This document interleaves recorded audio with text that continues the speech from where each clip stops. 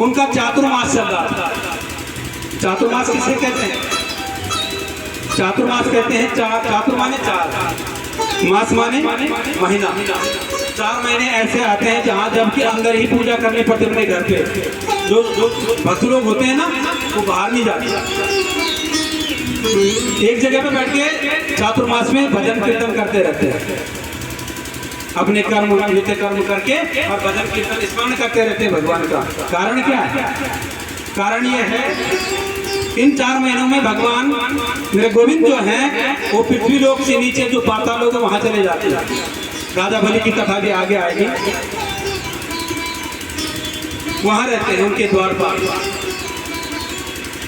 इसलिए चातुर्मास में जो ब्रह्मचारी सन्यासी सदग्रस्त ऋषि जो होते हैं भक्तगण वो अपने घर पे ही भजन करते हैं। इसलिए क्योंकि इतनी श्रद्धा भक्ति होती है कि हमारे पांव पृथ्वी के ऊपर पड़ेंगे, चप्पल पहन के जाएंगे हम, पहनो ही तो नीचे भगवान है, इसलिए चातुर्मास वो घर पे ही करते हैं। महाराज आयुर्वेद ने मासों की बड़ी अच्छी व्याख्या की है। हर मास में कुछ ना कुछ, हर मास का कुछ प्रभाव है। सबसे पहले तो हमारे जो मास शुरू होते हैं, हमारा जो महीना वो कहाँ से होता है? चैत्र शुक्ल पक्ष से, जब नवा संवत्सर शुरू होता है। हम तो अंग्रेजी महीनों को मनाते हैं, साल वर्ष को मनाते हैं। संवत्सर तो अभी निकला, अभी गया, तभी तो नवरात्रे आते हैं। हर मास का अपना क्या है? प्रभाव है। इतना तक बता रखा है कि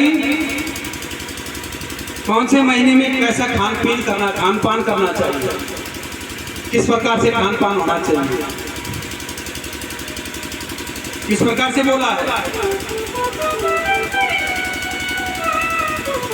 महाराज।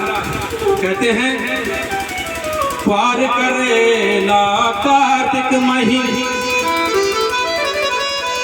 अगन जीरा पोष धना। क्या कहा है? पार करेला कार्तिक महीना, अगन जीरा पोष धना। मागे मिश्री फाल्गुन चना, चैत्र गुड़ बैसागे तैल। चैत्र गुड़ बैसागे तैल, ज्येष्ठ गैल आषाढ़े बेल। सावन दूध न भादो दही, पार करेला कार्तिक महीना। सुंदर व्याख्या की है। वार किसको कहते हैं? असूज को। समझना इस बात, आयुर्वेदिक बोलता। धनंतरी कहते हैं जो आयुर्वेदिक के प्रवर्तक हैं, वो कहते हैं कि क्वार के महीने में करेला नहीं खाना चाहिए असूज में, क्योंकि उसमें पित्त की प्रवृत्ति ज्यादा होती है। अगर करेला खाओगे तो पित्त होगा। दूसरी बात, अगहन जीरा, अगहन कहते हैं मार्गशीर्ष को। मार्गशीर्ष में मगशीरा में जीरा नहीं खाना चाहिए,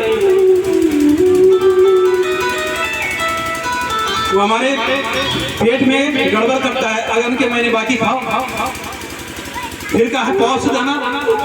पौष किसे कहते हैं? पूस। उसमें धनिया नहीं खाना चाहिए, क्योंकि धनिया बड़ा ठंडा होता है और पूसों में बहुत ठंड, धने खेल के सजले दम जुकाम। कितनी बड़ी रचना की है भागवत की, बताओ।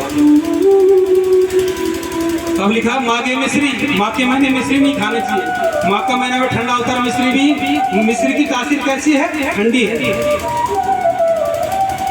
और हमारा तब लिखा है फाल्गुन चना, फावड़ा में चना, फाल्गुन में गर्मी आने भजन। और अगर चना खाना रहेगा तो तब क्या होता है? वो गैस की प्रवृत्ति बढ़ जाती है। तब क्या लिखा हुआ है? चैत्र गुड़। आजकल गुड़ नहीं खाना चाहिए। गुड़ खाओगे तो नक्सीर आएगी, नाक से खून आना बहना शुरू हो जाता है। तब क्या लिखा है? वैसा के तेल, वैसा ज्ञान ये मजा तली चीज होंगी ना, उसे ज्यादा नहीं खाना, बिगाड़ करता है पेट में, मस्तिष्क में गैस चला जाता है, डिप्रेशन, स्मृति जिसको कहते हैं, विस्मय, इस प्रकार से होता है। तेल ज्यादा नहीं खाना चाहिए। जेठे गैल क्यों लिखा है? जेठ के महीने में तपती धूप में पंथ नहीं करना चाहिए, पैदल यात्रा नहीं करनी चाहिए। पंथ चलोगे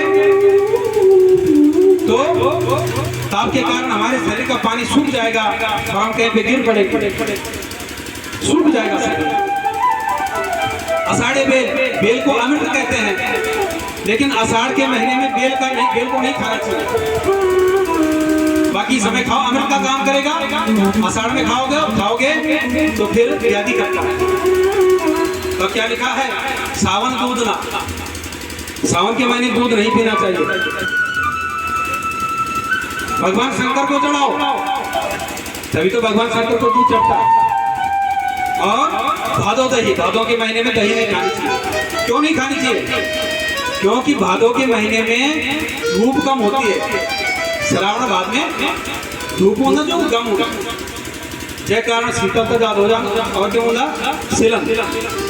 तो सिलन के कारण दही दूध में क्या होते हैं? फफूंदी जम जाती है।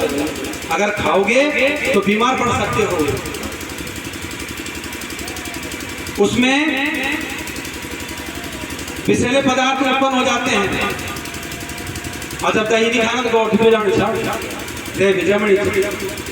इसीलिए तो भगवान शंकर ने अपने ऊपर कर दिया उनको कि मुझे चढ़ाओ।